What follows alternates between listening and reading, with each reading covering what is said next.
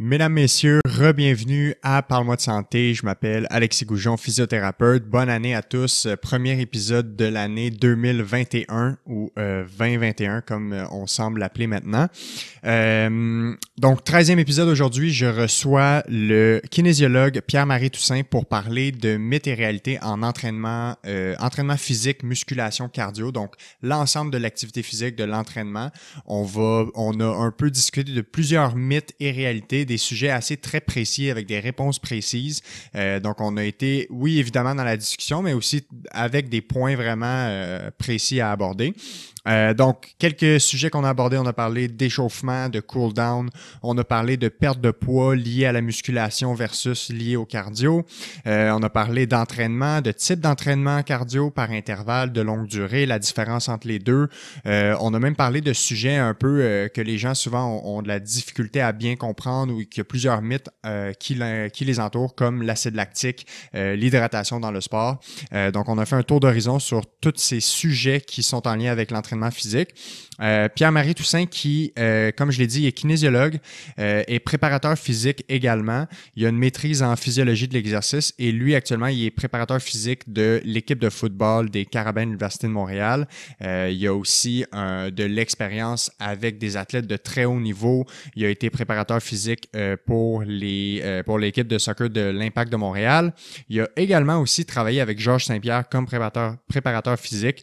Donc, vraiment quelqu'un de très pertinent qui a un background et une expérience très complète dans le domaine de l'entraînement et de l'activité physique. Et donc, l'épisode a été enregistré au mois de novembre, donc ça fait pas si longtemps que ça. On fait quelques références quand même à la fin de l'année. Et l'épisode était pertinent de diffuser en début janvier parce qu'on sait que début janvier, c'est souvent l'heure des résolutions, des remises en forme, entre guillemets, ou du retour à l'activité physique. Souvent, on se donne des objectifs. Aussi noble que c'est, aussi pertinent que c'est important d'avoir une bonne source d'information. Donc, on sait qu'il y a beaucoup de mauvaises informations, il y a beaucoup de mythes qui circulent sur l'entraînement. Et cet épisode-ci va pouvoir vous remettre un peu sur la ligne par rapport à qu'est-ce qui est vrai puis qu'est-ce qui est pas vrai. Et parlant de résolution, je fais une petite parenthèse pour vous inviter à aller écouter ou réécouter l'épisode numéro 11 du podcast sur la motivation, donc la psychologie de la motivation. On sait que les résolutions ou les objectifs, peu importe comment on veut les appeler, ça passe par la motivation. Pourquoi on fait ça? Qu'est-ce qui nous motive à se fixer ces objectifs-là? Et dans cet épisode avec Jacques Forêt, on avait fait le tour de la question sur qu'est-ce qu'on sait par rapport à la science de la motivation, qu'est-ce qui fonctionne sur le long terme. Donc, si on a des objectifs ou que vous avez des objectifs que vous voulez maintenir dans le temps, pas juste de façon temporaire, clairement que vous allez avoir beaucoup de réponses dans l'épisode numéro 11. Donc, ça fait le tour pour aujourd'hui. Je vous laisse tout de suite apprécier cet épisode 13, premier de l'année 2021, avec le kinésiologue Pierre-Marie Toussaint.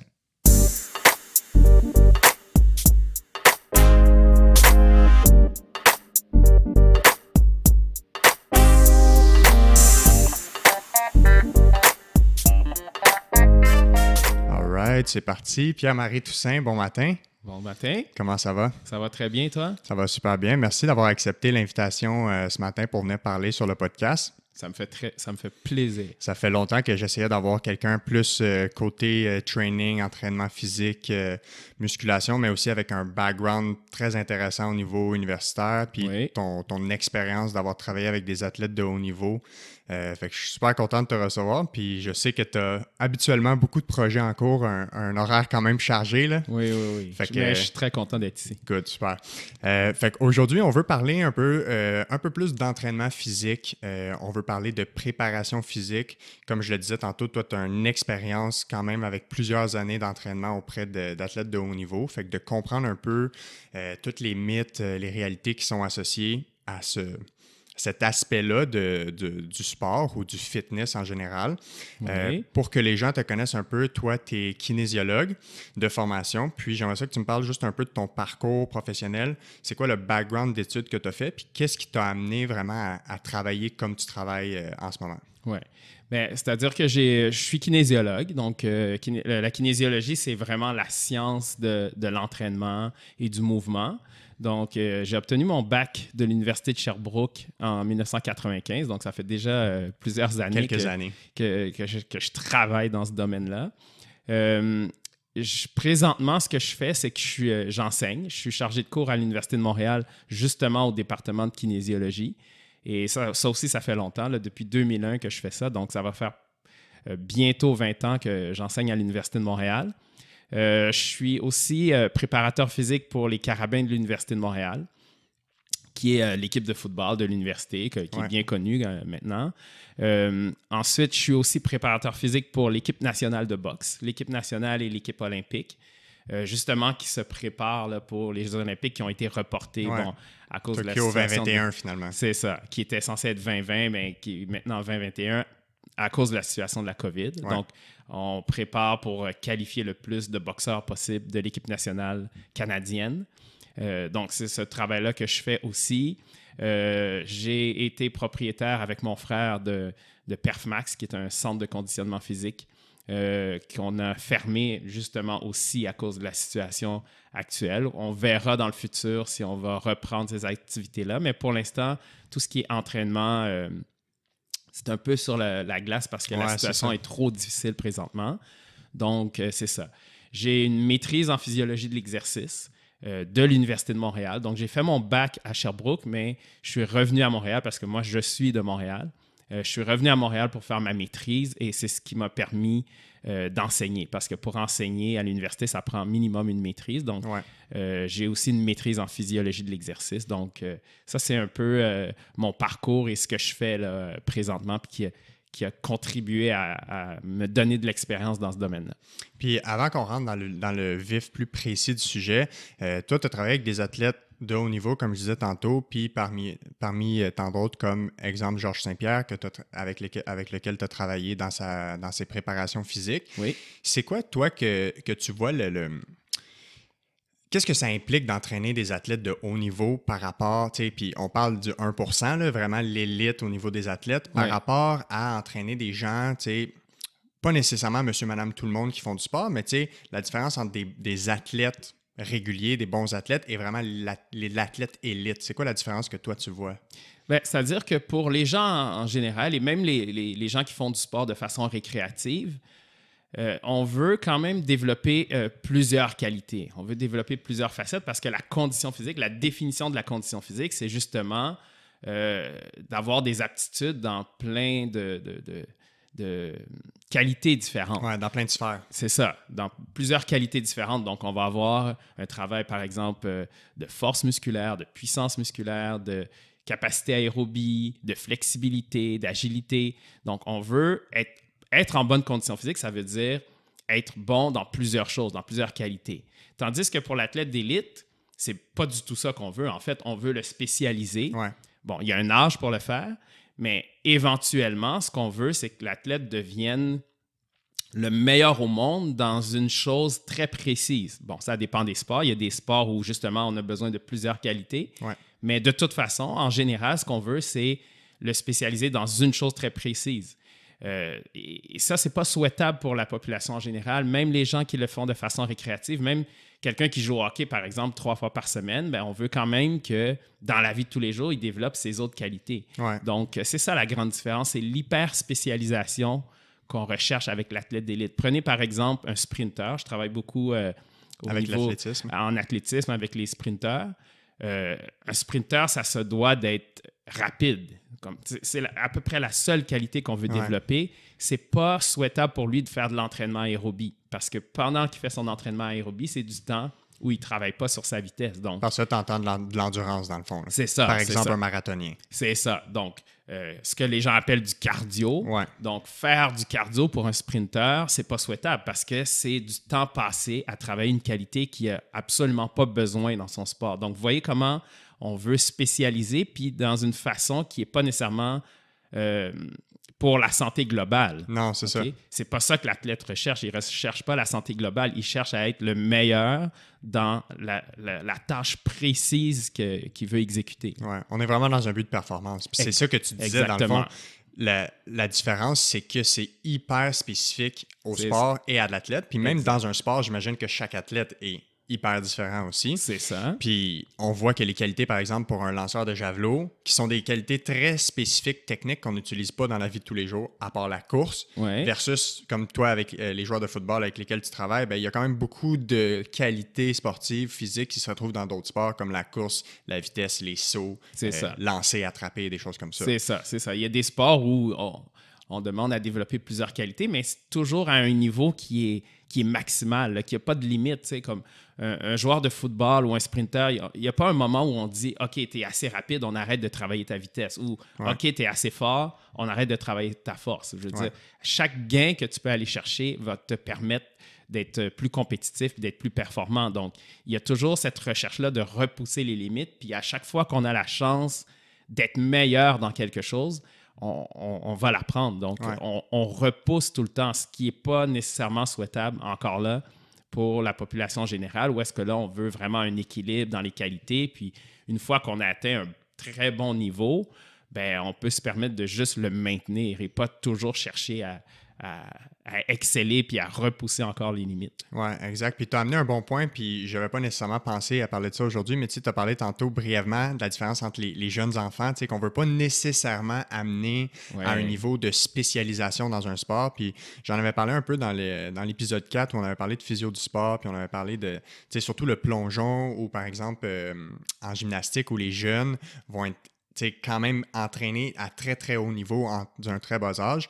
Qu'est-ce que tu es au courant par rapport à ce que la science dit là-dessus ou qu'est-ce qu'on sait par rapport à l'entraînement de haut niveau chez les jeunes?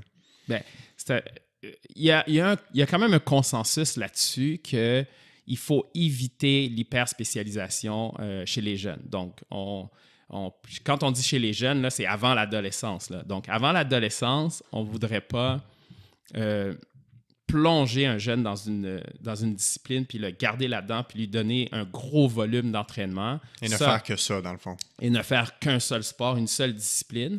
Donc ça, il y a quand même un consensus là-dessus. Les experts s'entendent là-dessus. Maintenant, il y a quand même des nuances à apporter parce qu'il y a des sports où, par exemple la gymnastique, où la carrière sportive est quand même courte. Exact. Bon, il n'y a pas de gymnastes, autant hommes que femmes, qui ont 40 ou 45 ans. Là. Ou qui performent, en tout cas. C'est ça, qui performent, évidemment, à un très haut niveau international. Donc, ces sports-là, par exemple, en gymnastique féminine, où tu performes à l'âge de 16 ans à peu près, bien, évidemment, on doit commencer plus tôt. Là.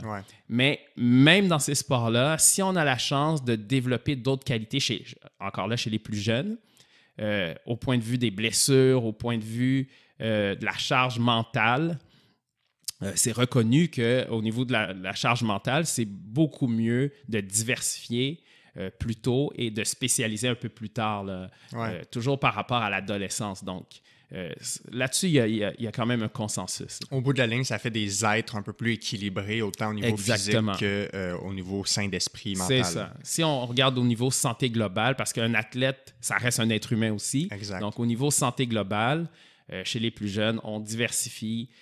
Puis en plus, ce que ça permet aussi, c'est de retrouver ou faire de la détection sur d'autres qualités. Donc, on peut vouloir au départ qu'un tel jeune fasse tel sport, mais si on lui permet d'avoir des expériences différentes dans d'autres sports, on peut découvrir que finalement, un, il aime mieux un autre sport ou deux, il performe mieux dans un autre sport. Oui, exact. Donc, en diversifiant un peu, on peut se rendre compte que le jeune, il préfère un autre sport, puis il est plus heureux à faire un autre sport que celui qu'on croyait qu'il était destiné à faire. Donc, d'où la pertinence d'essayer plein de choses et de voir ce qu'il aime. C'est ça, puis développer des qualités. Puis même à long terme, il y a un avantage à faire ça parce qu'on donne des bases solides qui vont aider à performer dans un autre sport pour lequel on ne s'était pas préparé au préalable, mais quand même qui donne une base solide, par exemple de force, de puissance, pour un autre sport dans lequel on va se spécialiser plus tard. Oui, exact.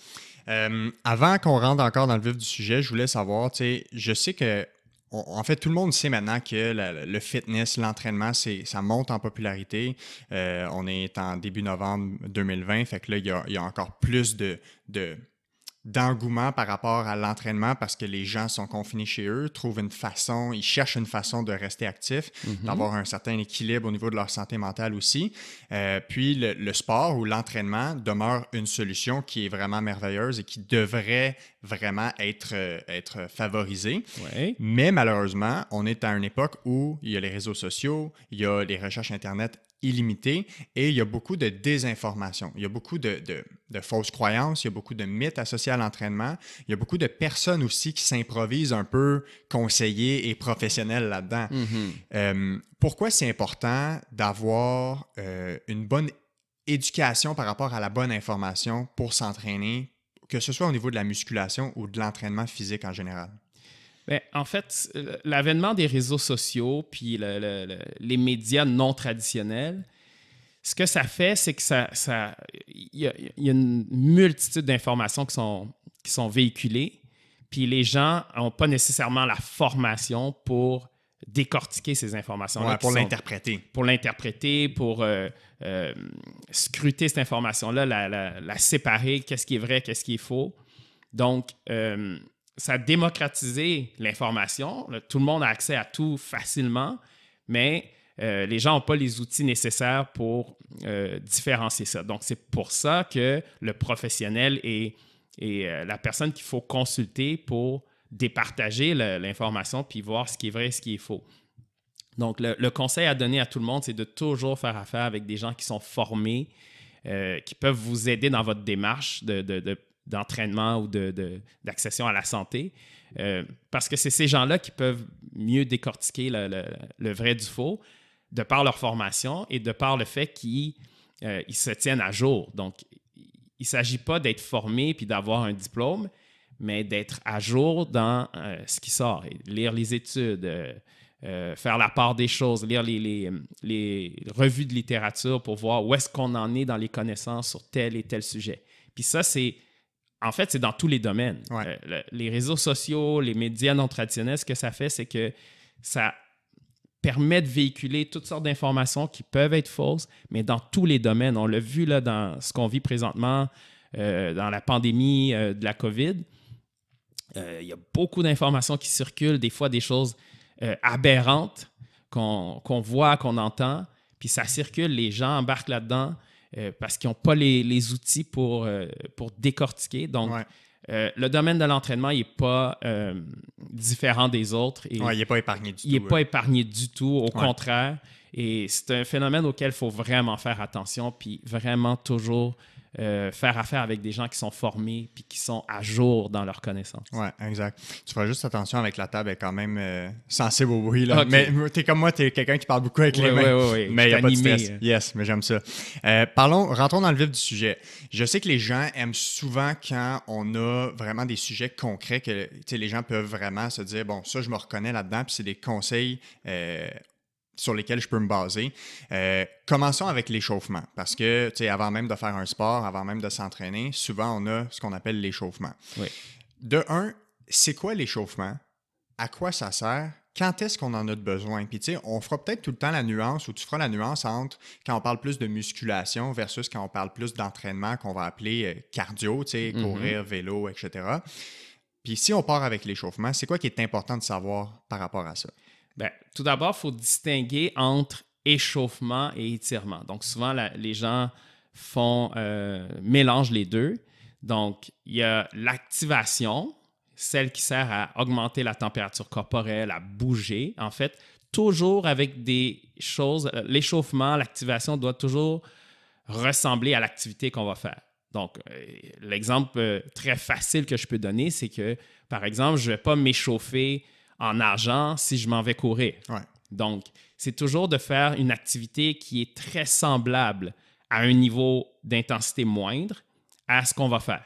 Donc, si je m'en vais courir, je vais m'échauffer en faisant soit un peu de course à basse intensité ou soit en faisant des skips, des exercices éducatifs de techniques de course. Donc, toujours s'activer avec des mouvements qui ressemblent à ce qu'on s'apprête à faire. Donc, l'échauffement, ça, c'est augmentation de la température corporelle. On veut envoyer du sang aux muscles qui vont être sollicités. C'est pour ça qu'il faut faire des mouvements semblables parce qu'il faut solliciter les muscles qu'on va utiliser. Donc, on va augmenter la vascularisation, envoyer du sang aux muscles qu'on va utiliser dans l'activité. Donc, ça, c'est la partie activation. Généralement, elle va durer entre 5 et 10 minutes, où là, on va vraiment sentir... Il faut qu'on ait des signes visibles. Donc, il faut qu'on ait chaud, il faut qu'on sue. Donc, il faut qu'il y ait une sudation. Évidemment, ça peut dépendre des conditions. Là, si on est l'hiver, tout ça, on le voit moins. Mais il faut clairement sentir qu'on a chaud. Donc, il faut commencer à sentir un effort. Là. C'est ça. Donc, il faut que ça soit actif. C'est ça qu'on comprend mieux aujourd'hui. Auparavant, certaines personnes pouvaient juste s'étirer avant de faire une activité. Alors, dans le fait de s'étirer, on n'a pas l'activation qu'on recherche, l'augmentation de la température corporelle. C'est pas assez d'aller dans un bain tourbillon chaud. Faut qu'il y ait... Quand tu disais que c'est actif, il faut que ça vienne du mouvement, exactement. Il faut qu'il y ait mouvement parce que les articulations, les muscles qu'on va utiliser, il faut qu'ils soient vascularisés. Au niveau des articulations, on va avoir le liquide synovial, qui est un liquide qui sert à lubrifier l'articulation, qui va permettre au mouvement de se faire plus facilement. Donc, ça, c'est vraiment le mouvement qui permet de mieux préparer le corps. Et donc, si c'est juste de la chaleur, dans le mouvement, on produit de la chaleur. Alors, si on fait une modalité passive qu'on appelle comme un sauna ou un tourbillon, bien, on a l'effet chaleur, mais on n'a pas l'effet mouvement. Donc, ça nous prend les deux. Une fois que ça, c'est fait, il est possible de faire des étirements dynamiques. Encore là, dans des mouvements, c'est ça qui a changé beaucoup pour monsieur, madame, tout le monde. Bon, évidemment, les spécialistes, on est au courant de ça depuis plusieurs années, mais pour monsieur, madame, tout le monde, encore là, c'est quelque chose qu'il faut répéter. Il faut démystifier ça. C'est ça. Donc, éviter l'étirement statique. Donc, on ne va pas prendre une position d'étirement puis la garder longtemps. Ce qu'on veut, c'est de l'étirement où il y a du mouvement. Donc, on va bouger les bras, on va bouger les jambes d'une certaine façon dans des mouvements qui ressemblent à ce qu'on va faire, à des amplitudes qui sont légèrement plus grandes que ce qu'on va faire dans l'activité. Et là, on appelle ça un étirement dynamique. On étire les muscles, mais on ne maintient pas l'étirement longtemps comme ça pouvait se faire auparavant. Là. Donc, parce qu'en fait, toujours dans le but d'être spécifique. Exact, parce qu'en fait, peu importe le sport, tes muscles vont se faire étirer et contracter. C'est ça. Donc, tu veux les contracter dans des mouvements qui vont ressembler au sport, puis tu veux les étirer de façon... dans le mouvement, dans le fond, comme tu l'as dit, mais tu veux préparer le muscle et l'articulation à aller où elle doit aller pendant le mouvement. Exactement. Fait qu'un gardien de but au hockey qui a besoin de faire la split, ben peut-être que lui doit aller pas mal plus loin. Puis peut-être que lui, il passe plus de temps sur ses étirements dynamiques que quelqu'un qui fait du marathon puis qui va pas avoir un très grand mouvement autre que juste ses bras. Son mouvement de course, c'est ça. Ouais.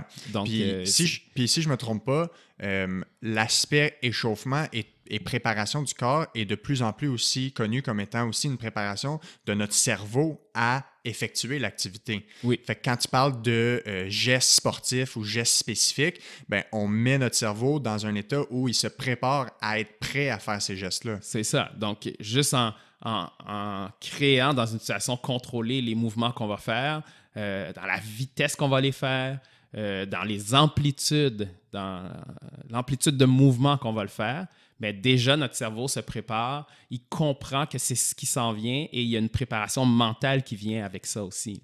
Good. Fait que là, on avait l'aspect activation du corps, activation musculaire, cardio, avoir chaud. Oui. Et tu as parlé de l'aspect étirement plus dynamique.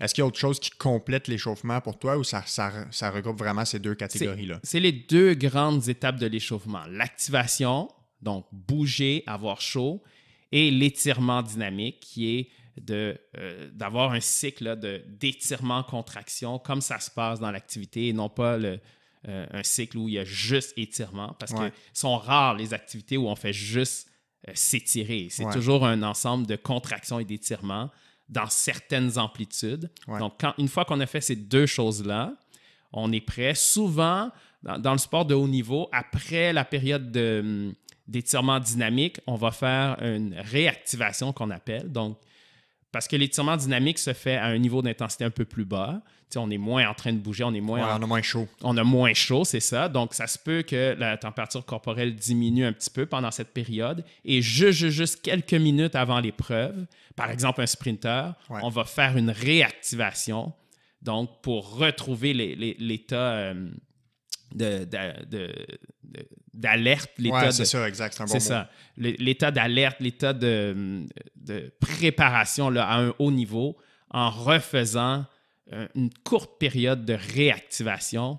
Parce qu'au moment où l'épreuve, quelle qu'elle soit, l'épreuve va partir, il faut que tu viennes juste d'être activé. Tu ne peux pas retomber dans un état où ton niveau d'activation a redescendu. Donc, c'est pour ça qu'on fait une réactivation dans les quelques minutes qui précèdent le début de l'activité. Idéalement, tu ne veux pas être trop loin du niveau d'énergie ou niveau d'activité que tu vas avoir dans ton sport. C'est ça. Parce que ça peut être aussi là un risque de blessure. Si, par exemple, tu as été trop longtemps après ton échauffement à rien faire, puis que tu pars ton sport dans une intensité qui demande d'être élevée, puis que ton corps n'était plus prêt, bien là, on peut avoir un risque de blessure ou en tout cas, on ne va pas bien performer comme on pourrait. C'est ça. C'est deux volets. Ouais. Risque de blessure et mauvaise préparation. Les gens qui... Mais encore là, je le répète, même au niveau récréatif, qui disent « Ah, quand je commence, ça me prend un certain temps avant. » Ça, c'est justement parce que la réactivation, souvent, n'a pas été faite. Donc, les premières minutes de l'activité servent de réactivation, en fait. Donc, c'est là que la personne se remet dedans, comme on peut dire en termes familiers. Donc, pour éviter que ça se fasse pendant l'activité, il faut le faire un petit peu avant pour que lorsqu'on commence l'activité, on est prêt à ce moment-là. Puis, est-ce qu'il y aurait une nuance en termes de durée d'échauffement selon la durée de l'effort ou le type de sport? Parce qu'on va souvent penser que quelqu'un qui a une épreuve très, très, très courte va peut-être avoir besoin de plus de préparation que quelqu'un, par exemple, qui court un marathon. Il ne va peut-être pas s'échauffer 1 heure parce qu'il va courir 2-3 heures. Exactement. Donc, c'est une loi un peu, c'est inversement proportionnel. Souvent, les activités les plus courtes et les plus intenses nécessitent un plus long échauffement. Puis les activités, on s'entend que courir un marathon, c'est pas la même intensité que faire un sprint de 100 mètres, même si c'est un effort ultra exigeant. Donc, si je m'en vais courir 3 heures, 4 heures, parce que, le commun des mortels, monsieur, madame, tout le monde, quand on fait un marathon, on le fait pas en 2 heures. Donc, ou en 1,59, 42. Exactement. C'est pas accessible à nous. Peut-être en vélo, là, mais en courant, c'est difficile. Donc, si je fais un effort de 3 à 4 heures, c'est clair que je ne vais pas m'échauffer pendant 30 minutes, 40, 50, 1 heure. Donc, j'ai un échauffement qui est un peu plus court et à intensité moins élevée que quelqu'un qui va courir un 100 mètres puis qui va essayer en un si court laps de temps d'avoir un effort supramaximal. Donc, oui, la préparation est différente. Plus c'est intense, plus c'est court. Et plus il faut être bien échauffé, bien activé et bien préparé mentalement parce que les activités courtes, tu ne peux pas te permettre justement de ne pas être prêt mentalement dans les premières secondes. Non, c'est ça. C'est déterminant. Oui, surtout quand on parle, par exemple, d'un sprint que toi, tu connais bien, où on parle de centièmes de seconde qui peut déterminer la différence entre le premier et le dernier dans une course finale. C'est ça. Donc, il faut avoir un niveau d'alerte mentale qui est très élevé. Oui. Puis, si on se transporte après l'effort, on a souvent la période de retour au calme qu'on va appeler ou le cool down en termes communs. C'est quoi les avantages de faire ça? Est-ce que c'est tout le temps nécessaire? Puis si oui, ça devrait ressembler à quoi ce qu'on fait après notre effort? Ça, c'est un sujet. Au niveau scientifique... Il n'y a pas de consensus, je pense, non, il n'y a pas de consensus parce que le cool down, on croyait que c'était pour... éliminer l'acide lactique, entre guillemets. Et maintenant, on comprend mieux ce qui se passe avec l'acide lactique. On va le lactate tantôt, justement. Oui, le lactate qui, de toute façon, est éliminé quoi qu'on fasse. Okay? Donc, le lactate, le vrai terme qu'il faut dire, c'est lactate et non pas acide lactique. Il va être éliminé de toute façon. Donc, il n'y a pas vraiment d'avantage. C'est vrai que dans les faits, si, par exemple, je finis de faire une activité intense, si je marche ou que je fais un jog léger après mon activité, c'est vrai que je vais éliminer le lactate plus rapidement. Mais le problème, c'est que le lactate ne cause pas de problème. Donc, il n'y a pas tant d'avantage à éliminer le lactate plus rapidement parce qu'il ne cause pas vraiment de problème.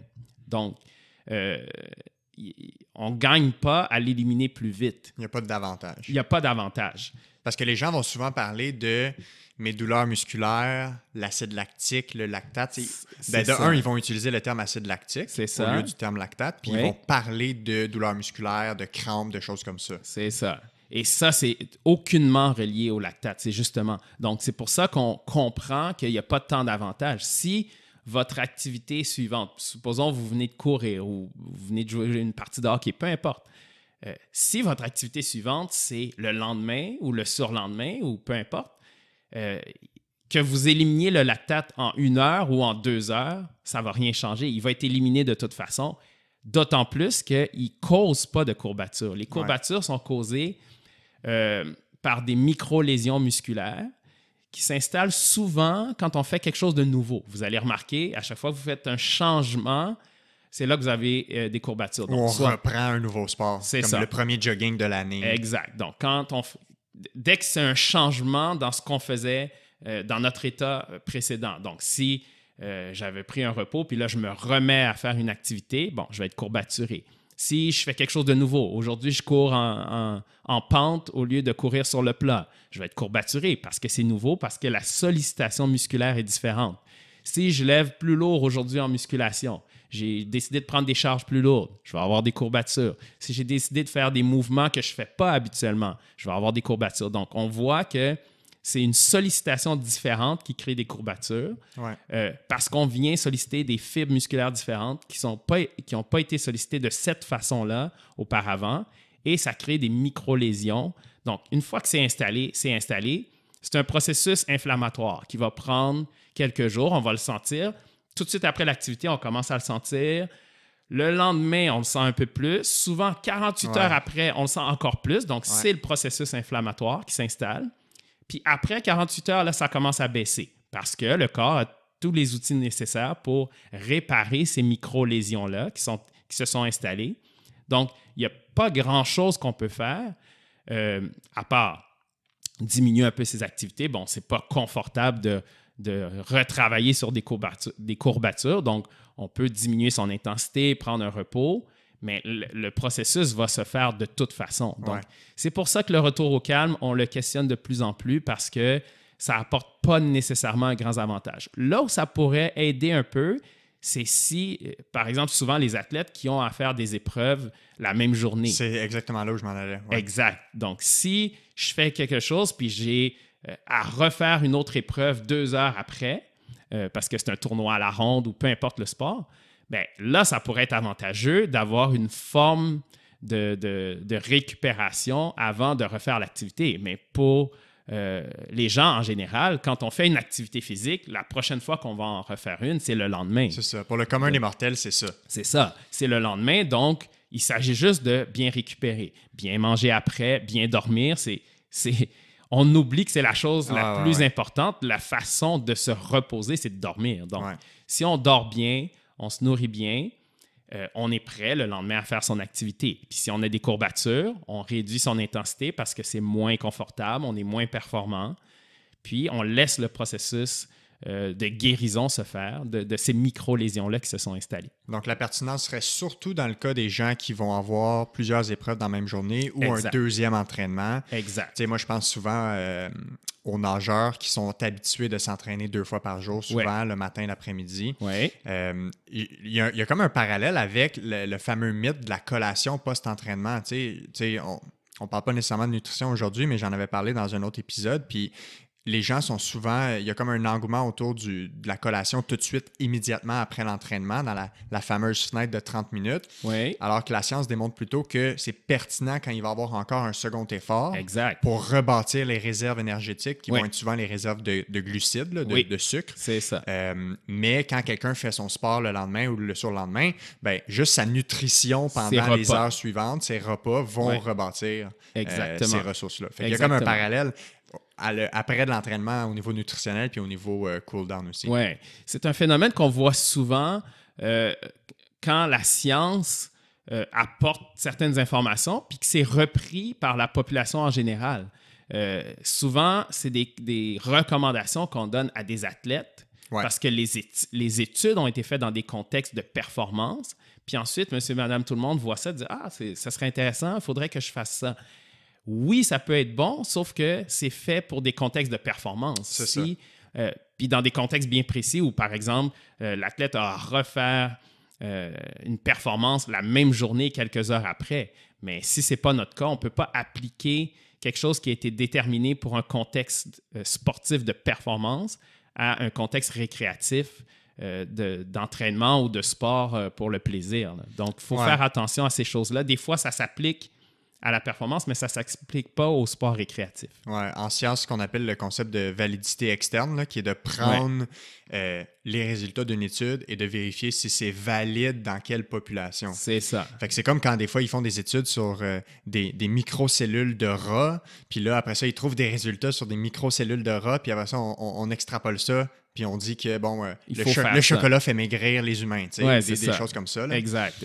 Donc, il faut toujours faire attention à ça. Mais parfois, oui, on prend des choses comme, c'est clair que si vous avez à refaire une activité, prenons un contexte qui est très population générale. Je m'en vais en longue randonnée pédestre, donc je fais 2-3 heures, j'arrête, je prends une pause, je prends un repas. Donc là, ça va être important que le repas que je prends avant de poursuivre ma randonnée, parce que le total est de 5-6 heures, bien, si je fais 2-3 heures au début, je prends une pause, je mange, là, mon repas va être important parce qu'il va me permettre de faire le 2-3 heures qui me reste.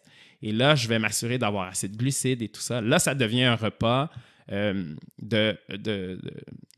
qui sert à refaire ses réserves pour la poursuite de la deuxième partie de l'activité. Donc, voici un exemple où, pour une situation très récréative, je pourrais appliquer ces principes-là qui ont été établis pour la performance de repas de récupération, refaire ses réserves de glucides pour poursuivre la deuxième activité qui est, dans ce cas-ci, poursuivre ma randonnée qui reste encore 2-3 heures à faire. Là. Je voulais qu'on revienne au cool-down parce qu'on a comme ouvert la parenthèse des courbatures que tu as super bien expliqué. Puis c'est une bonne nuance que tu as faite quand tu parlais de quelque chose de nouveau. Puis des fois, les gens, ils disent qu'ils n'ont rien fait de nouveau puis qu'ils sont courbaturés. Mais c'est la notion de faire une activité nouvelle ou faire la même activité, mais dans une nouvelle intensité. Exact. Quelque chose qu'on n'a jamais préparé notre corps à faire. C'est ça. Quand je dis nouveauté, là, c'est parce qu'il y a tellement de situations de nouveauté. Ça peut être, j'ai couru plus longtemps. Comme je l'ai dit tantôt, j'ai couru dans une pente. Habituellement, je cours sur le plat.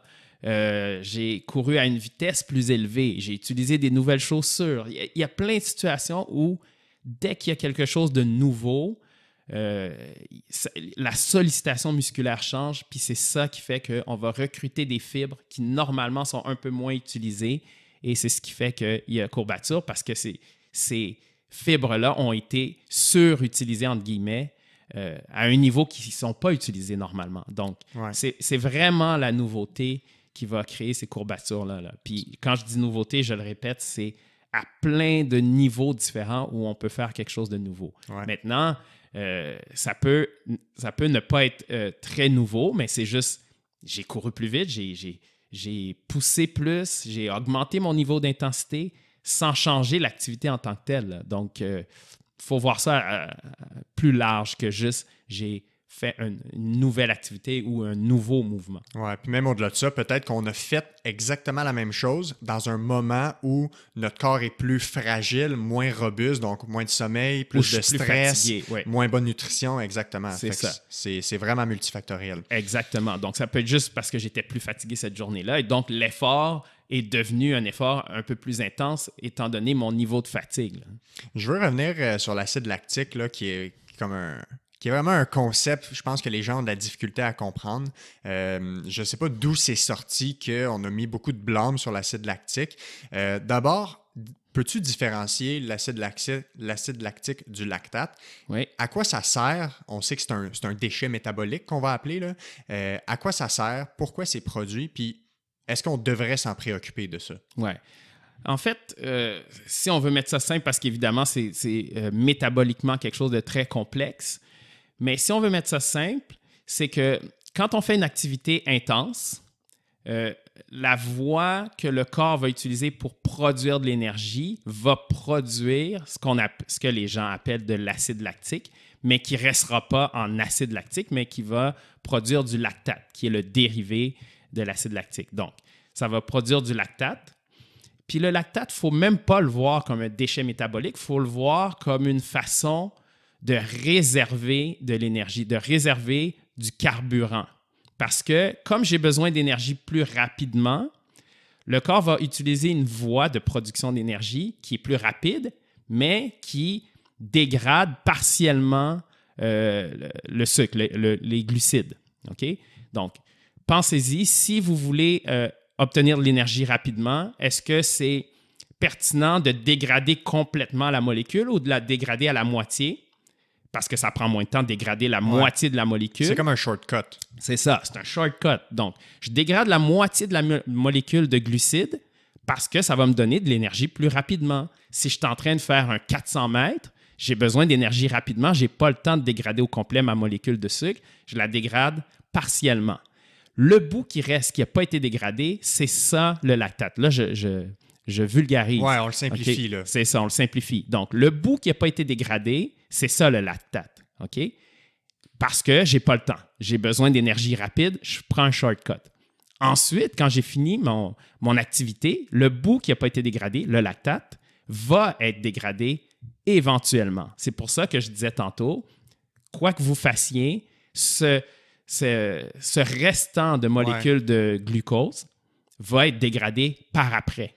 Okay? Donc, le corps dit, j'avais mis ça en réserve parce que j'avais besoin de produire de l'énergie rapidement. Maintenant, tout est fini. Maintenant, je peux le dégrader. Donc, ça va prendre quelques heures et ça va être fait après. Si vous êtes actif, ça va se faire plus vite parce que là, vous êtes actif, puis là, le corps va utiliser justement cette réserve d'énergie-là qu'il avait mis de côté pour votre activité de jog léger que vous êtes en train de faire. Mais si vous ne faites rien, il va quand même l'utiliser. Ouais. Mais c'est comme un report dans le temps de l'utilisation de cette molécule-là. On reporte la dégradation de cette molécule-là. Donc, ça se fait en plus long si vous ne bougez pas, puis en plus court si vous bougez légèrement. Mais on parle de quelques heures. Donc, si votre activité, c'est le lendemain, on n'a pas de problème métabolique parce qu'on a accumulé du lactate. C'est juste une réserve. Là. Donc, sais-tu pourquoi on l'associe aux crampes, aux douleurs musculaires? Une des grandes raisons pourquoi on l'associe, c'est à cause du nom, justement. Acide lactique. Okay. Donc, pour les gens, acide veut dire c'est quelque chose qui brûle, c'est quelque chose qui fait mal. Ouais. Puis juste le fait d'appeler ça de l'acide lactique, ce qui n'est pas un mauvais nom, c'est juste que ça ne reste pas en acide lactique, ça devient du lactate. Et donc, c'est ça. C'est le nom, premièrement, qui contribue à ça. Le fait que, oui, quand on fait une activité intense, il y a une fatigue, évidemment. Et donc, comme on les a juste associés, alors que c'est ça. En science, on dit souvent le lactate, c'est un témoin inoffensif. Donc, c'est deux choses qui se produisent en même temps. Je fais une activité intense, mes muscles brûlent, ça fait mal, je fatigue. On sait qu'il y a du lactate produit, fait qu'on se dit ça s'appelle de l'acide lactique, j'ai mal, je suis fatigué, puis ça arrive en même temps, donc c'est lui le responsable. Ouais. On fait un lien de corrélation, on fait un lien de causalité, alors que c'est juste une association. C'est une association. Ouais. C'est deux choses qui se produisent en même temps, mais ce n'est pas la cause. Maintenant, quand on pousse plus loin dans la biochimie, on voit d'autres choses qui sont beaucoup plus la cause de la fatigue musculaire que le lactate et le H+, là, qui vient avec. Donc, c'est un témoin inoffensif. Il est là, mais ce n'est pas lui la cause. Les gens vont souvent dire, quand ils font un effort physique, puis qu'ils sont par exemple, dans une course, vers la fin d'une course, puis là, ils sentent que ça brûle, puis qu'ils sentent leurs jambes lourdes, ils vont dire, là, j'avais de l'acide lactique partout dans les muscles. Mais ce qu'ils ressentent, ce qu'ils perçoivent, c'est la fatigue musculaire, les dommages au niveau du muscle à cause qu'on a eu des micro-lésions parce qu'on sollicite nos muscles. C'est ça. Il y a effectivement, c'est pour ça que je disais, là, on se rend compte que c'est d'autres substances qui sont en cause. C'est qu'effectivement, quand il y a des réactions métaboliques qui se passent pour produire de l'énergie, il y a des déchets, entre guillemets, métaboliques. Mais le lactate n'en est pas un. Il y en a d'autres, comme il y a le phosphate inorganique et ainsi de suite. Il y a d'autres choses qu'on a identifiées. Ça cause un problème. Ça contribue à la fatigue musculaire, mais pas le lactate. Ça fait un beau tremplin pour parler de musculation. Un des mythes que je veux qu'on aborde, c'est le fait que la musculation ciblée à un groupe musculaire peut amener une perte de poids ou une perte de graisse dans cet endroit-là. Fait que le classique, c'est je vais faire des abdominaux, je vais faire des sit-ups pour perdre mon gras abdominal.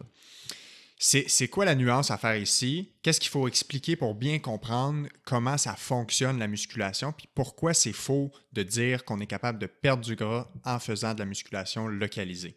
Bien, ça, on est content.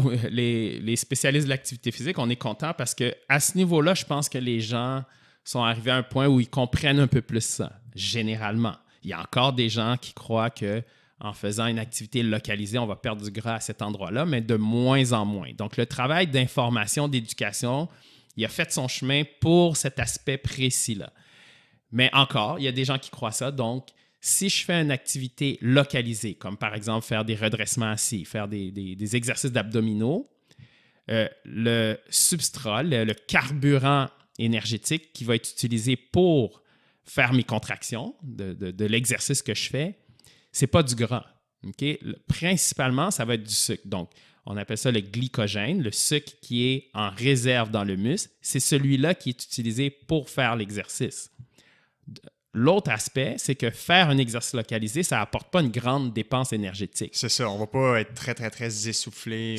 C'est ça. Donc, on ne dépense pas beaucoup d'énergie à faire un exercice d'abdominaux, par exemple. Donc, on sait que pour perdre du poids, ce qu'il faut, c'est utiliser les graisses comme carburant énergétique, puis avoir un déficit d'énergie. Parce que si, par exemple, vous dépensez 2000 calories et que vous en mangez 1500, il y a un déficit. Ouais. Il y a un 500 calories quelque part qui manque. On dépense plus qu'on ingère. C'est ça. Donc, si on dépense plus qu'on ingère, les calories manquantes, les calories qui manquent, on va les puiser dans les graisses. Les graisses, c'est une réserve d'énergie. On peut faire le parallèle avec le lactate qu'on parlait tantôt. C'est une réserve d'énergie pour le jour où tu vas dépenser plus que ce que tu consommes. Donc, le corps va stocker cette énergie-là sous forme de graisse, puis être prêt à, un jour, si tu manges moins, si tu dépenses plus, je vais pouvoir utiliser cette énergie-là que j'ai stockée. Donc, même au niveau anthropologique, là, ça a une très grande utilité. Donc, les êtres humains... Pour la survie. Pour la survie. Les êtres humains, quand ils mangeaient, ils pouvaient stocker des réserves pour le jour où, justement, ils n'arrivaient pas à manger. Donc, c'est un peu ça qu'il faut recréer. Il faut dépenser plus que ce qu'on consomme. Et là, le corps va puiser dans les réserves de graisse pour compenser ce qui manque. Donc, ça prend absolument ça. Et faire un exercice localisé, ça n'apporte pas une grande dépense. Ça ne va pas vous amener dans un état où vous avez dépensé plus que ce que vous avez consommé, ingéré en termes de nourriture. Donc, il faut absolument aller là. L'exercice localisé, même si vous faites une longue séance d'abdominaux, vous allez dépenser 50, 70, 100 calories maximum. Alors que si vous allez courir 30 minutes, vous allez courir 1 heure, vous allez dépenser 600, 700, 800 calories. Donc, on voit qu'il y a une énorme différence entre une activité cardiovasculaire qui implique tout le corps, donc qui me fait dépenser plus d'énergie, par rapport à une activité très localisée, comme toujours l'exemple de faire des abdominaux pour perdre du gras au niveau du ventre. Oui. Parce que l'autre élément, c'est que la nuance à faire, c'est que quand on a une dépense énergétique puis que le corps va aller puiser dans les réserves de gras, on ne choisit pas où on perd le gras. Exactement. C'est une réaction qui est métabolique dans l'ensemble du corps. Dans l'ensemble du corps. Puis ça va être très multifactoriel. Ça dépend de plein de choses. Donc, on ne décide pas, là, je vais le perdre au niveau des cuisses, des fesses, des bras, des épaules. Non, c'est ça.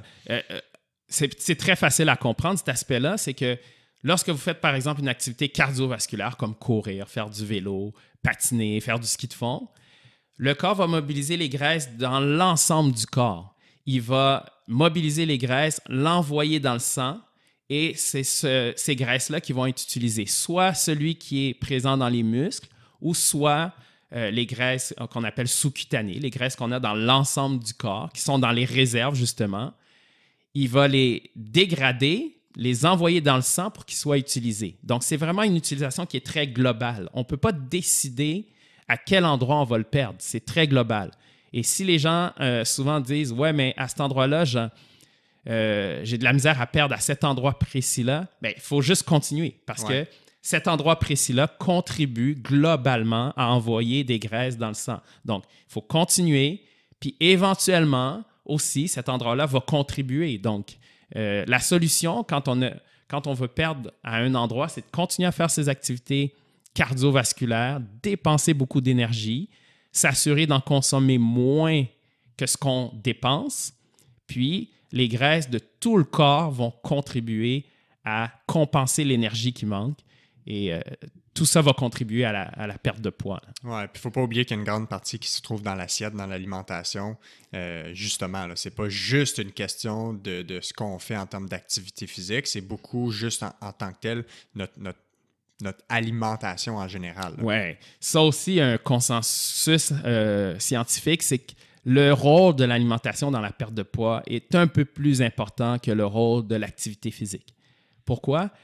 Beaucoup de gens arrivent à perdre du poids sans nécessairement faire de l'activité physique s'ils contrôlent ce qu'ils mangent. Donc, on réduit les calories, puis avec cette réduction de calories-là, juste la dépense énergétique normale, la dépense de base, parce que pour vivre, on dépense toujours de l'énergie. Donc, ça, c'est la dépense énergétique de repos qu'on appelle. Celle le métabolisme de base. Métabolisme de base, celle qu'on utilise juste à vivre, faire battre le cœur, respirer, ainsi de suite, qui est quand même une grosse dépense. Faire vivre un corps pendant 24 heures, c'est une grosse dépense.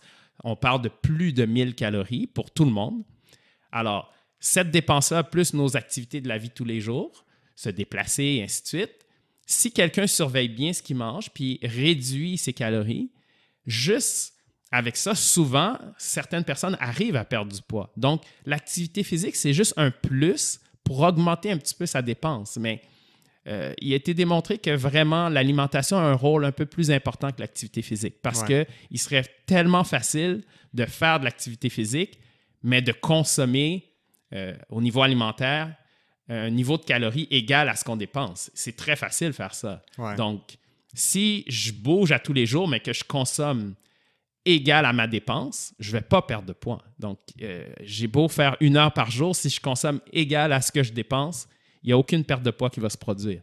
Donc, on voit qu'il faut vraiment qu'il y ait un déficit et qu'on consomme un peu moins de calories. C'est aussi important de le faire d'une bonne façon, puis parce que on est aussi dans une tendance, là on parle pas nécessairement d'alimentation, là, mais on est dans une tendance où il y a toutes les diètes qui existent, tous les régimes sont à la mode. Il y a beaucoup de gens qui vont utiliser ces régimes-là pour perdre du poids. La science démontre qu'on reprend le poids dans 90-95% du temps. Fait qu'il faut que ce soit encadré par un nutritionniste, quelqu'un qui a les connaissances et que ce soit fait de façon saine autant au niveau alimentaire qu'au niveau de la santé mentale. Parce que ça peut vite tomber dans la problématique de troubles alimentaires, restrictions et tout ça. Oui. Bon, on ne tombera pas dans le... C'est pas le sujet dans l'alimentation, mais il faut juste retenir une chose, c'est que quand les gens disent « Hey, ce régime-là, il marche, le régime sans glucides, et il y en a une multitude. Posez-vous la question. Les choses que ces régimes-là font, ce qu'ils font, c'est qu'ils réduisent votre nombre de calories. Donc, ils marchent toutes. C'est sûr que ça va marcher. L'important, c'est est-ce que tu es capable de maintenir cette façon de manger-là toute ta vie et est-ce que tu te sens bien à manger de cette façon-là? Exact. Donc, quelqu'un peut dire « Hey, ça marche. J'ai arrêté de manger des glucides, puis ça marche. » Est-ce que tu te vois manger une absence de glucides pendant 20 ans? Est-ce que ça te fait du bien? Est-ce que tu te sens bien de cette façon-là? Alors ça, c'est un gros critère. C'est que si tu te sens incapable de maintenir ce niveau d'alimentation-là, c'est probablement que c'est pas viable. Donc, ce qui fait que les régimes fonctionnent, c'est strictement mathématique. C'est qu'on consomme moins de calories si on arrête de manger des glucides. Globalement, c'est sûr, je vais consommer moins de calories. Donc, je vais perdre du poids parce que je vais avoir mon déficit. Mais si je ne suis pas capable de maintenir ça, puis qu'au bout de 2 mois, je reviens à une alimentation qui est moins saine, je vais reprendre le poids. Donc, il y a une grosse partie qui est très mathématique. Je dépense plus que ce que je consomme, je perds du poids. Pendant une période. Si après, je retourne à mes anciennes habitudes et je me remets à consommer plus que ce que je dépense, je reprends le poids. Ça peut être aussi simple que ça. Oui, mais probablement que je vais en faire un épisode là-dessus. Là. Je suis en train de penser à ça, puis parler de toutes les diètes, les régimes tendances. Fait que c'est clairement un sujet qui est d'actualité. Là, on a parlé de musculation, on a parlé de ce mythe-là. En termes de cardio, On sait que le cardio, c'est quelque chose qui est super sain, qui est super bon, qui a des bénéfices pour à peu près toutes les maladies qui existent, toutes les blessures qui existent. Mais quand les gens vont penser à améliorer leur cardio, des fois, les gens vont avoir des difficultés à voir c'est quoi la meilleure façon d'améliorer le cardio. Puis, il y aura peut-être une nuance pour définir ce qu'on parle de capacité cardiovasculaire. Par exemple, le VO2 max, là, qui est une mesure pour calculer ça.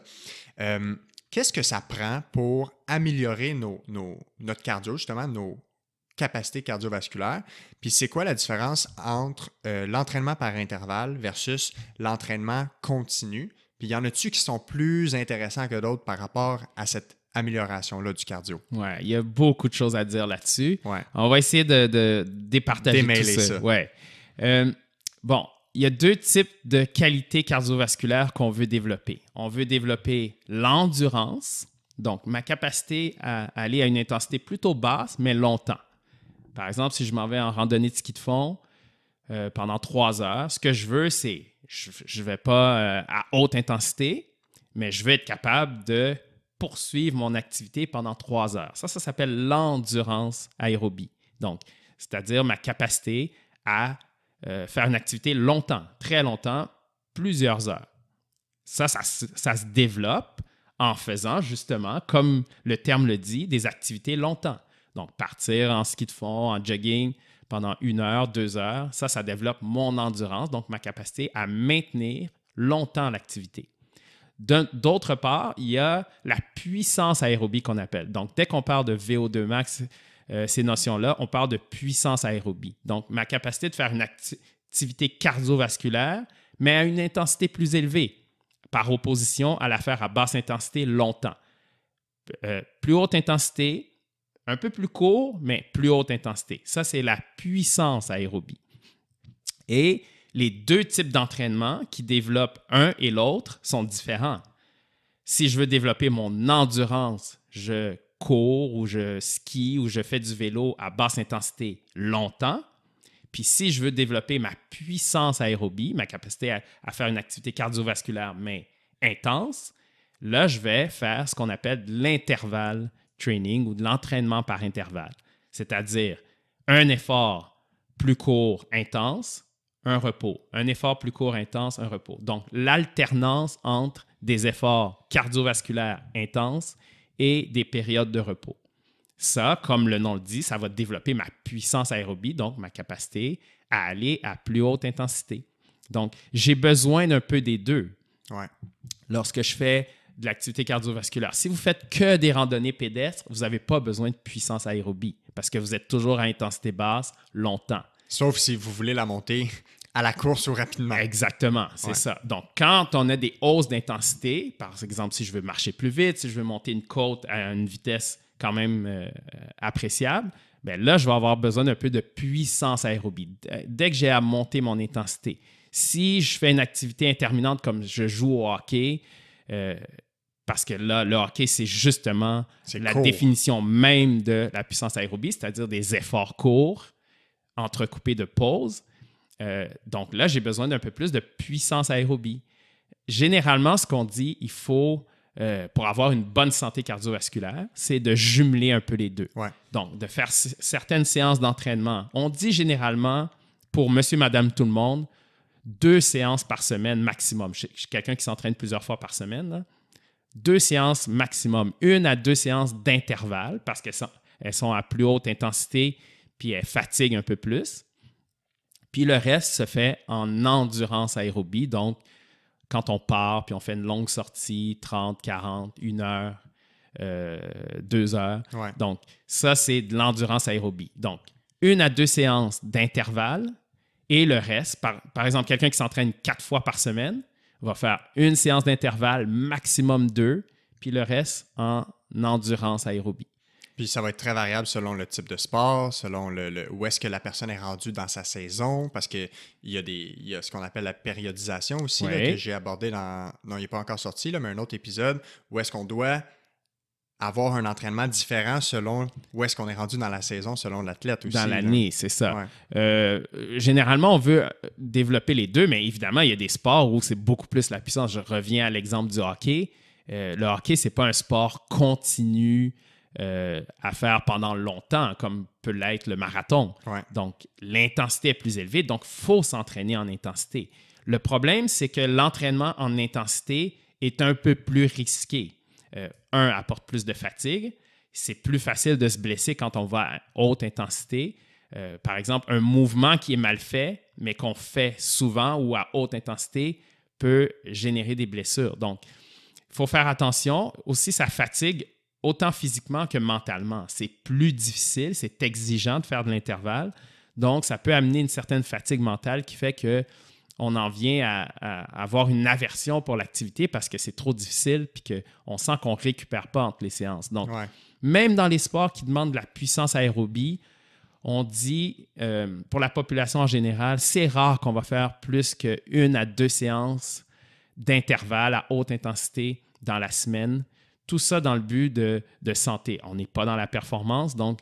on parle plus général. C'est ça. Si on veut rester dans des concepts de santé, 1 à 2 séances par semaine, c'est suffisant. Puis ça permet de récupérer, ça permet de ne pas trop s'écœurer à souffrir, entre guillemets, à l'entraînement. Exact. L'entraînement, il faut que ça reste quelque chose d'agréable, puis duquel on sort, puis on se dit « Ah, c'était le fun aujourd'hui, j'ai hâte à ma prochaine séance. » Si on sort de là, puis on a une aversion, puis on veut juste arrêter de s'entraîner, puis on n'a pas le goût de la prochaine parce que c'était trop dur, bien, on n'est pas dans la bonne voie parce qu'il faut maintenir les bonnes activités. Il ne faut pas faire quelque chose d'intense puis dire « Ah, je vais devenir plus en forme en peu de temps » pour arrêter après parce que je suis juste écœuré.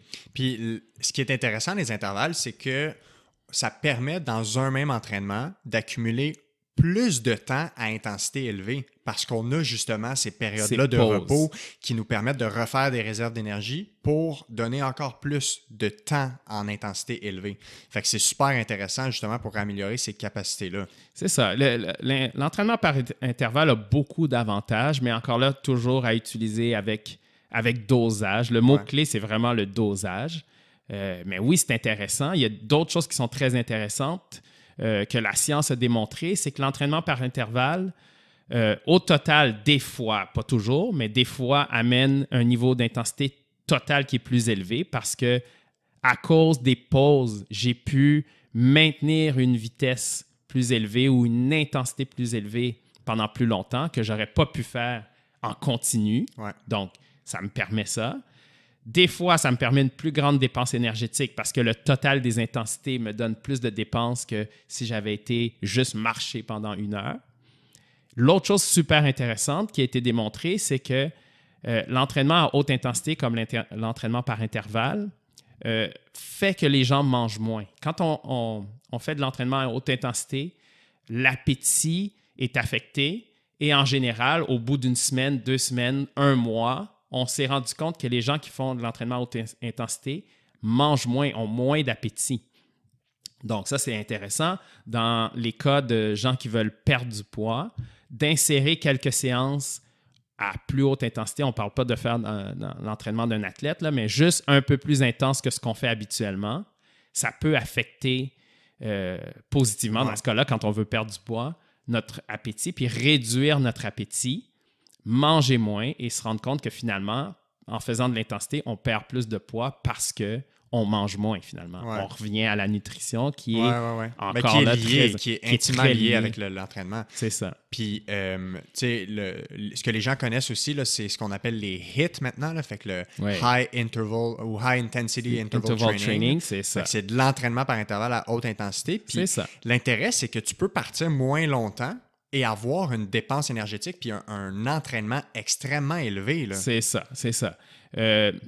On peut avoir une dépense qui est appréciable en moins de temps en allant à plus haute intensité. Puis l'autre chose qui est intéressante, encore là, qui vient des évidences scientifiques, c'est qu'il y a une dépense post-exercice qu'on appelle, qui se produit après l'exercice. Donc, si je fais quelque chose d'un peu plus intense, ce qu'on observe, c'est que le métabolisme de base ou la dépense énergétique de repos, celle qui vient à juste vivre, elle est plus élevée quand je viens de faire une séance par intervalle. Donc, faisons un exemple très concret. Si vous dites, bon, moi, je dépense au repos là, juste en me maintenant en vie, je dépense 1000 calories. Je dis des chiffres juste pour qu'on comprenne. Ouais. Bien, si vous faites une activité par intervalle, bien, vous ne dépenserez plus 1000 calories dans votre situation de repos normale. Vous allez en dépenser 1200, 1300 après votre activité. C'est si on parle dans les heures qui suivent? Dans les heures qui suivent. Vous allez dépenser plus d'énergie. Pourquoi? Parce que comme c'est l'énergie que ça prend pour faire battre le cœur, assurer le système de respiration et ainsi de suite, bien, quand on vient de faire une activité intense, le cœur bat plus vite pendant plusieurs heures après l'activité parce qu'il est en train de récupérer. Donc, le fait que vos activités normales de la vie, vos activités corporelles, métaboliques, sont accélérées par le fait que vous venez de faire une activité intense, ça fait que vous dépensez plus d'énergie après l'activité. Et on parle de quelques centaines de calories de plus que vous n'auriez pas dépensé si vous aviez fait une activité à basse intensité.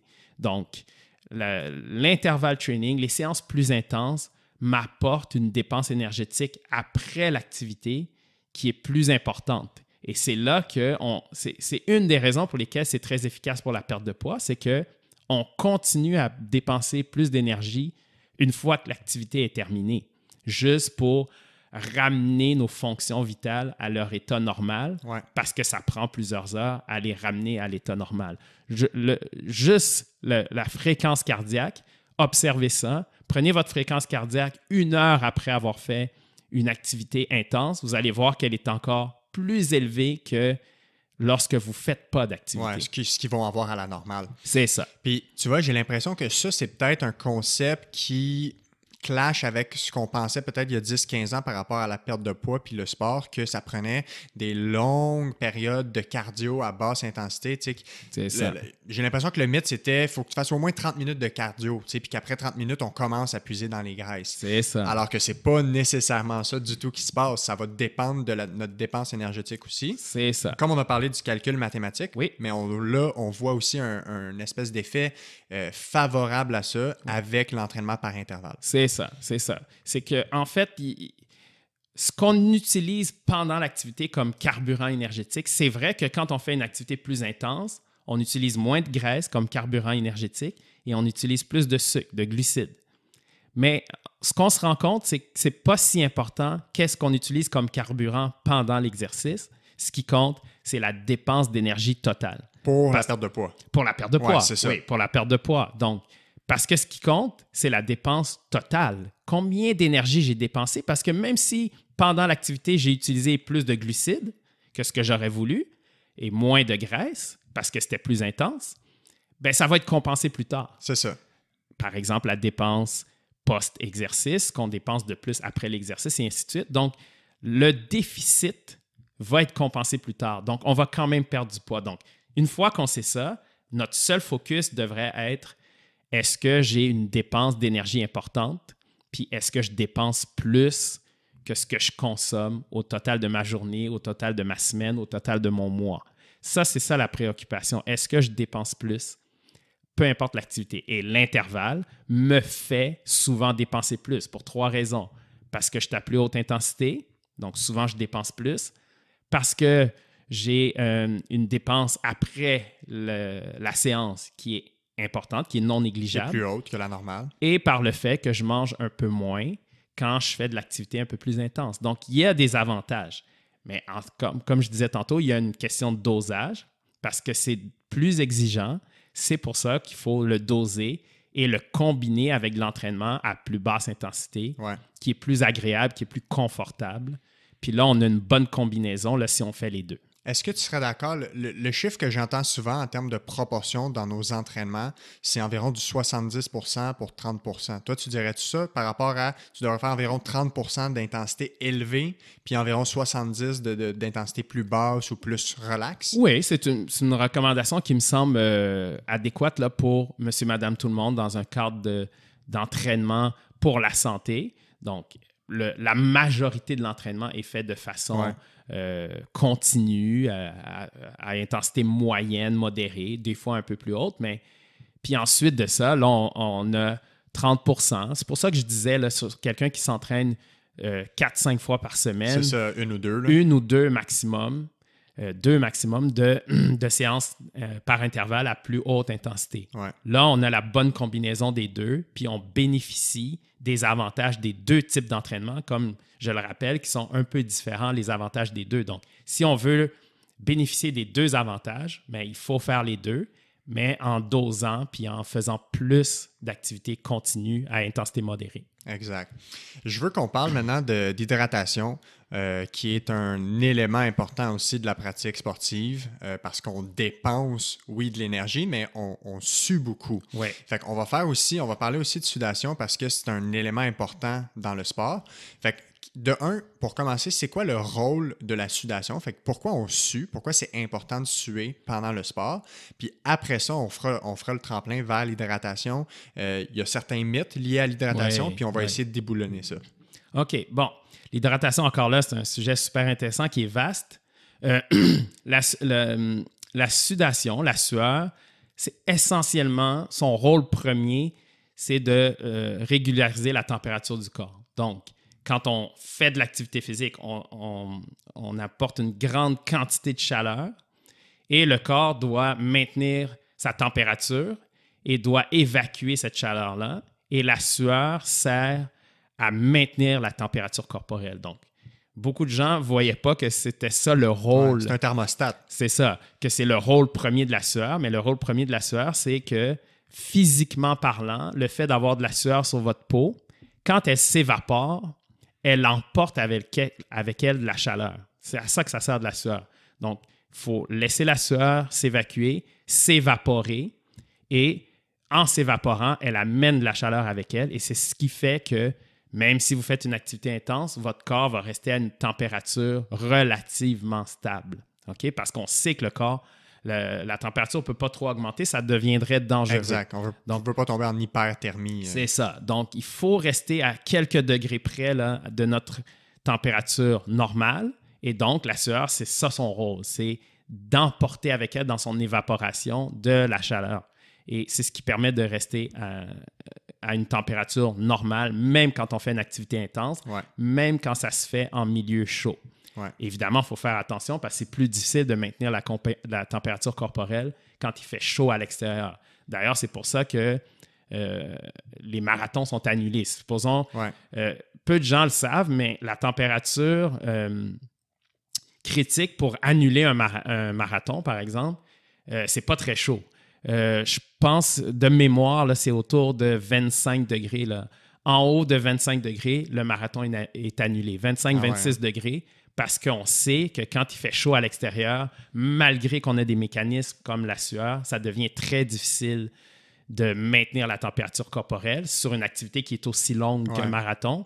Et donc exigeante. Et exigeante. Et donc là, il y a des risques qu'il y ait des hyperthermies, puis que des coups de chaleur, puis des pertes de conscience dues au fait que le corps n'est pas capable de maintenir sa température, puis que la température monte trop.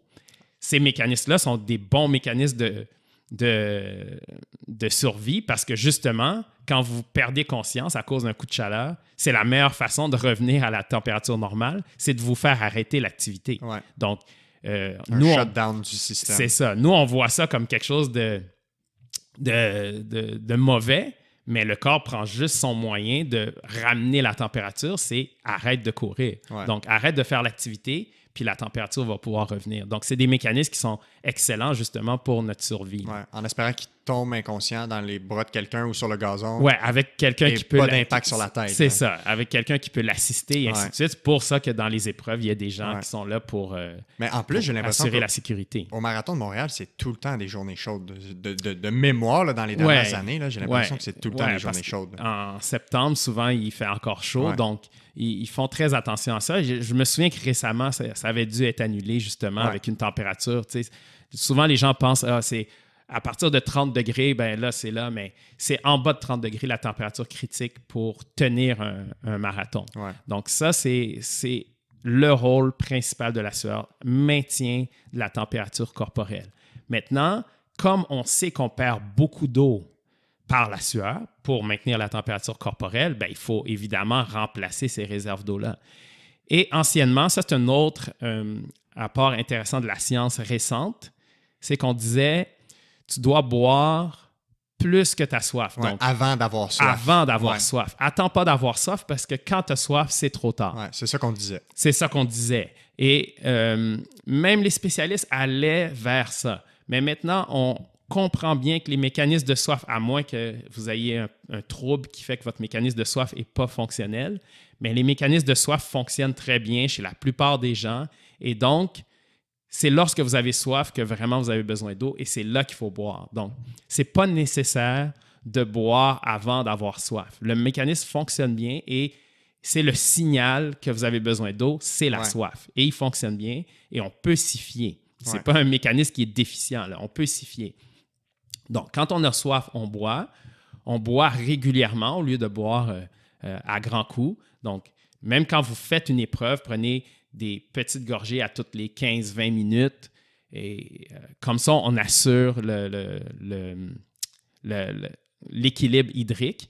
Puis, on le fait quand on a soif. Si on n'a pas soif, il n'y a pas de signal qui nous indique qu'il manque d'eau dans l'organisme. Donc, on n'est pas obligé de le faire. Ouais. C'est quoi le risque de trop boire?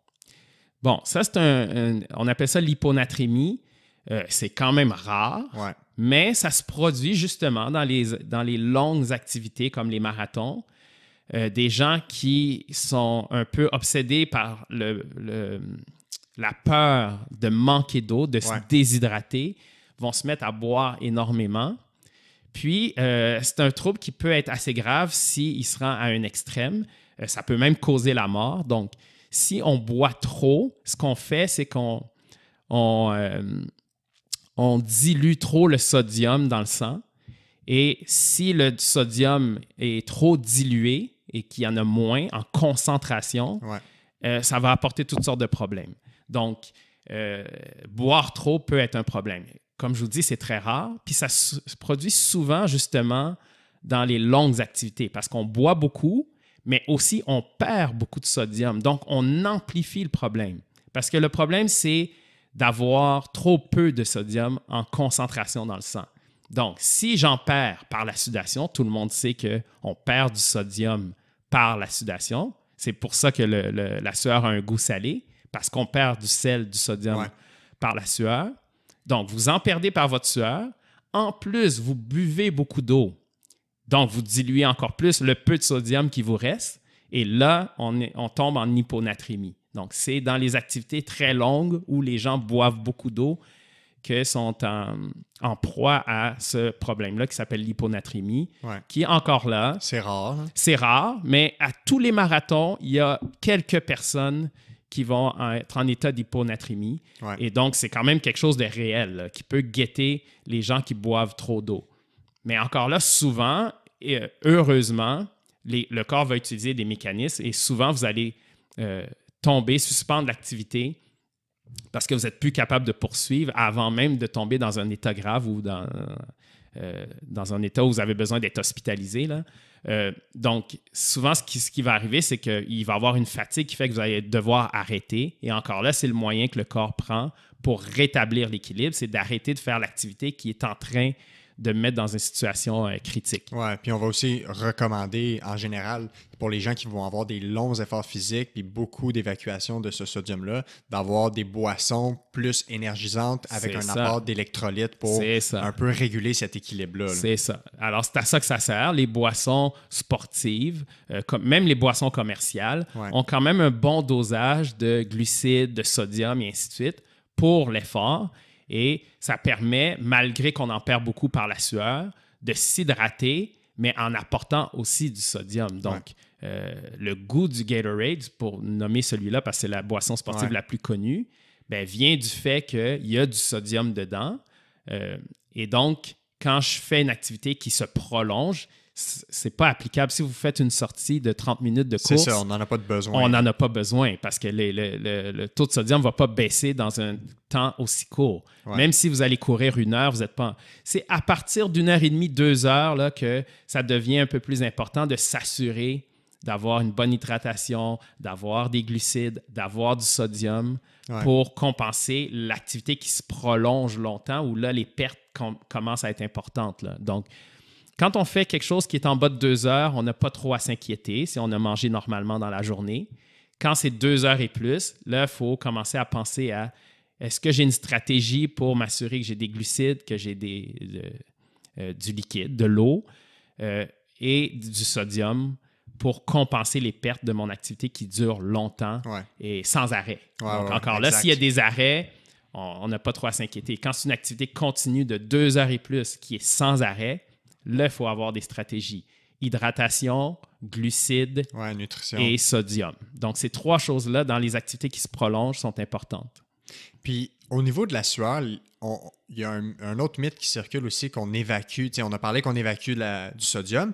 On va parler des fois qu'on évacue des toxines. Les gens vont parler de ça.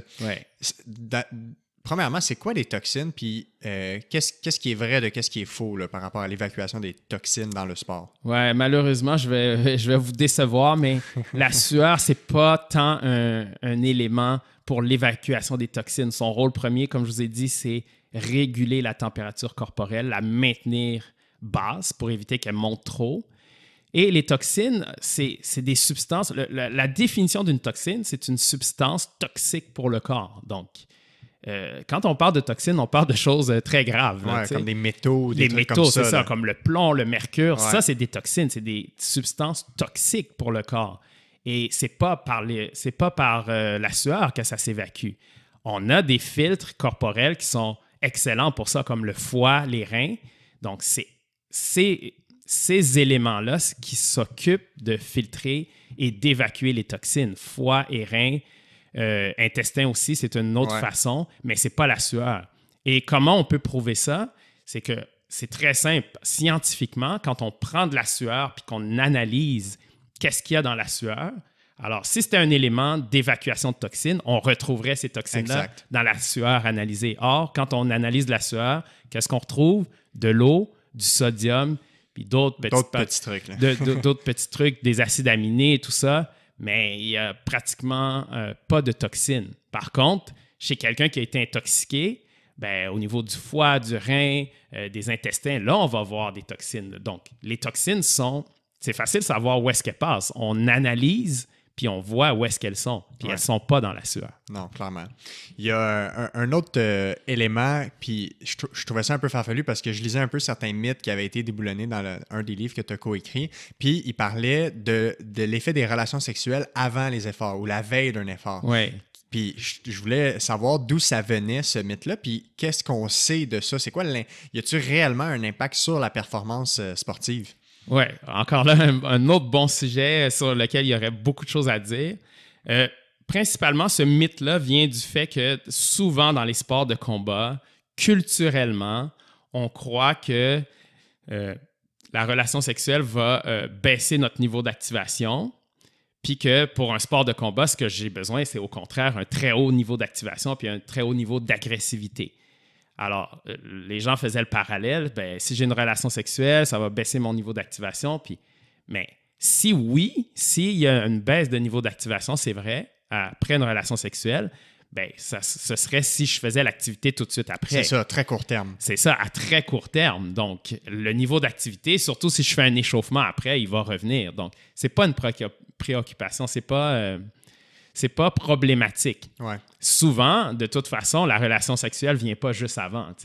C'est peu probable que vous ayez une relation sexuelle avant une performance. Ouais. Donc, souvent, ça se produit la veille. Au plus près, là, c'est la veille que ça se passe. Donc, après ça, vous avez une nuit de sommeil, vous vous réveillez le lendemain, vous mangez, vous faites votre journée. Vous faites votre journée, vous faites votre activation avant votre performance. Donc, tout ça, tout l'effet de baisse d'énergie que peut donner la relation sexuelle ou de l'état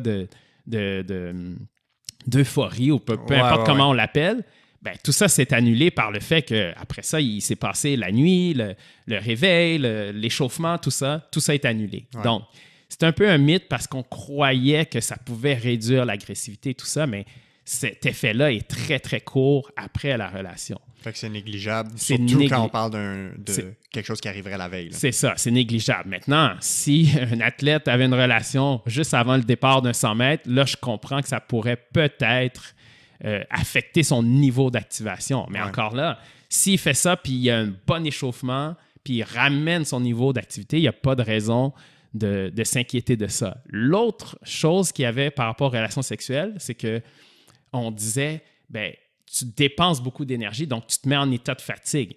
Mais honnêtement, les scientifiques se sont aussi attardés à ça, puis ils ont calculé la dépense énergétique. Demandez-moi pas comment ils ont fait. Ouais. C'est assez particulier à faire, mais ils ont calculé la dépense énergétique d'une relation sexuelle, puis on parle de rarement en haut de 100 calories. Là. Donc, c'est pas une activité non plus qui fatigue le corps, parce que ça, c'était une autre chose qui était en faveur de l'absence des relations sexuelles pour la performance. C'était de penser qu'on dépensait beaucoup d'énergie par là. Une relation sexuelle, c'est une activité qui est quand même à basse intensité en termes de déplacement, en termes de mouvement. Donc, c'est rare que coucher dans un lit, on saute partout et tout. Donc, on parle de... Là, encore là, c'est la moyenne. C'est ça, c'est la moyenne. Il y a les deux extrêmes. Il y a tout le temps des façons, vous pouvez les imaginer, d'augmenter sa dépense énergétique dans la relation, mais globalement, chez la plupart des gens, c'est une activité qui se fait coucher dans un lit.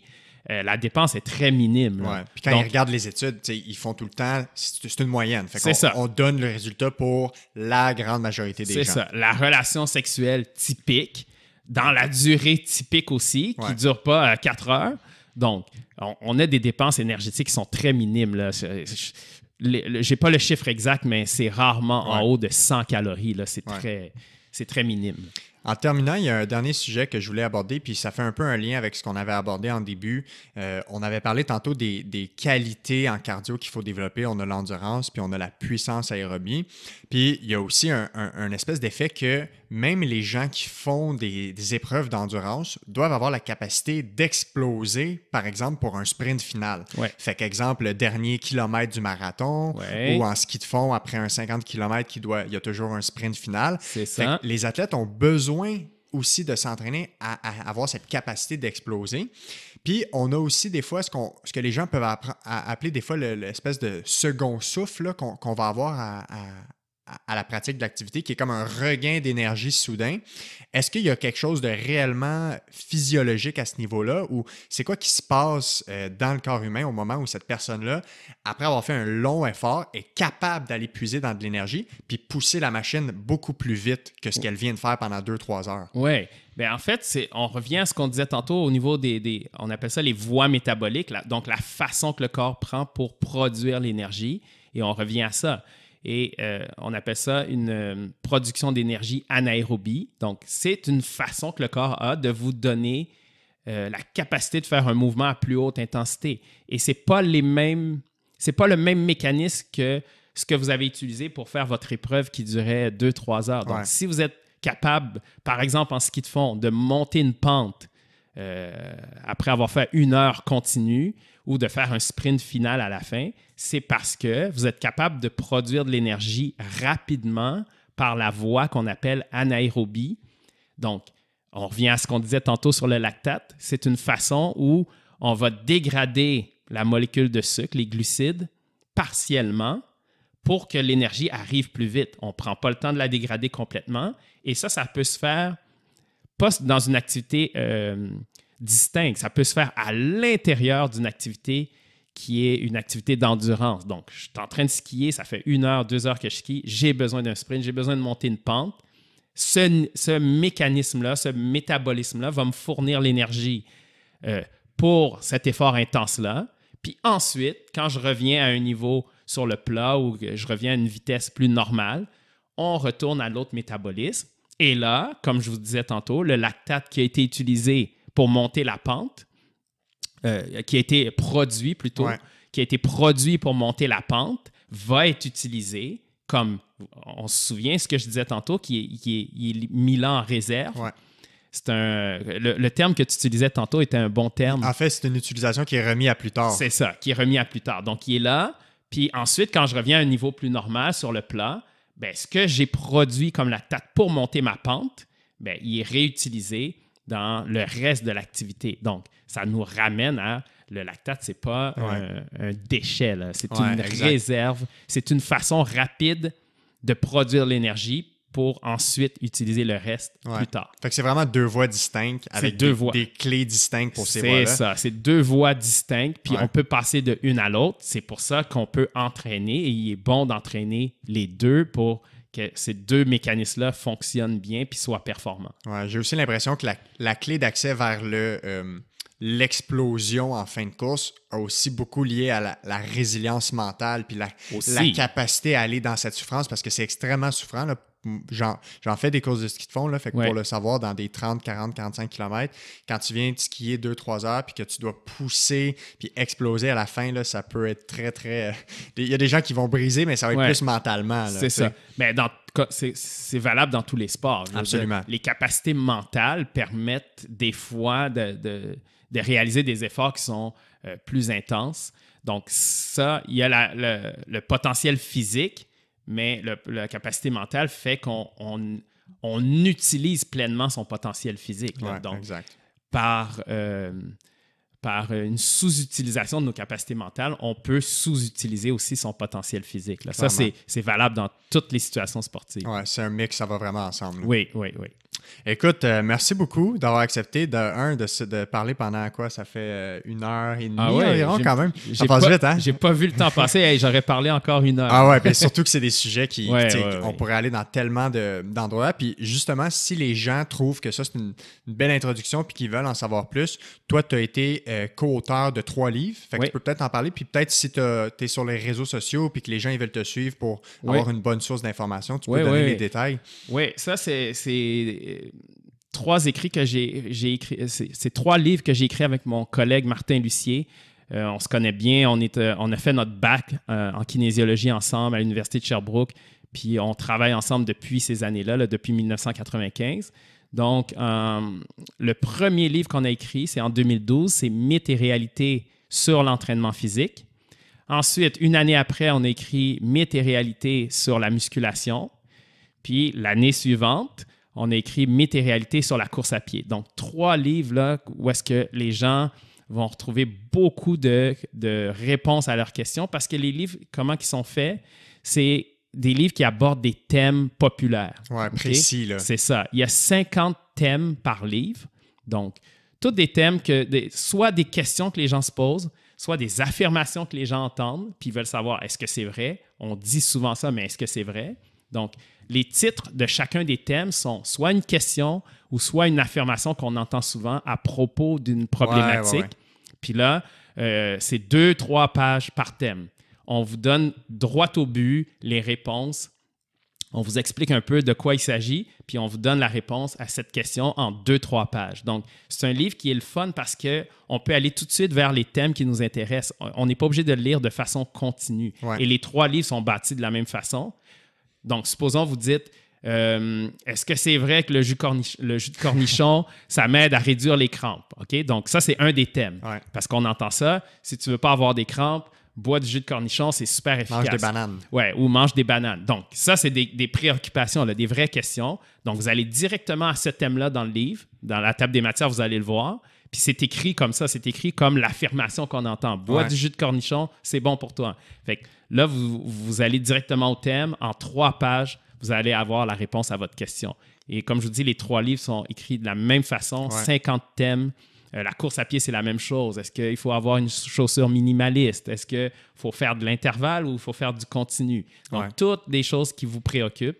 Puis, ça se lit là, d'un thème à l'autre. On peut passer au dernier thème, revenir au premier, selon les questions que vous vous posez sur le moment. Là. Donc, puis ce qui est bien, c'est que c'est un livre qui est vulgarisé pour que tout le monde comprenne, mais c'est une information avec une rigueur et une recherche scientifique. Exactement. Fait que c'est pas un papier d'opinion. Là. Non, c'est ça. Il n'y a aucune opinion dans le livre. C'est les faits. C'est toujours les faits. On dit, quand c'est sans équivoque, on le dit.